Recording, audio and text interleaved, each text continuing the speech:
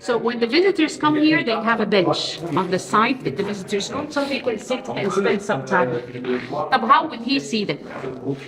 They always carved what we call a false door. In the main wall of the visitors' room, they carved what we call a false door. Why a false door? Because it has all the characteristics of doors: lintel, jambs, window, drum, everything, except one thing.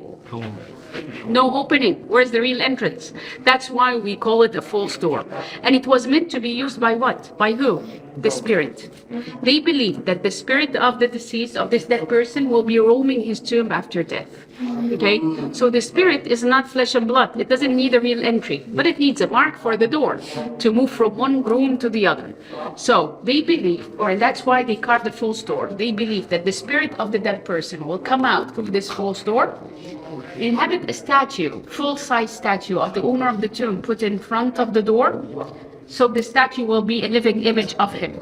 So he can enjoy the company of the visitors, enjoy the food and drink they bring with them and put for him in the offering table before the statue.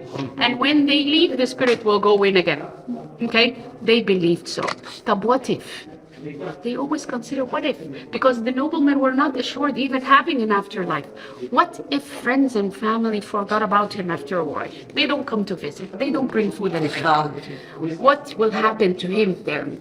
If he's going to another life and there's no food and drink, and they stop bringing him food and drink, what will happen to him? How could he survive?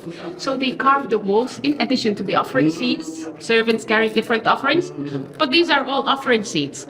But what makes or brings them to life is a magical spell that became standard. They carved up there the spell. That's the magical spell.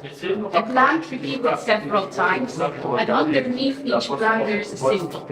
The plant represents the number 1,000. So thousands of bread, thousands of beer, thousands of oxen, thousands of geese. So just in case if they stop coming to visit and bring food and drink, all the thousands will come to Rio, so he will survive in the afterlife. This became the standard magical spell.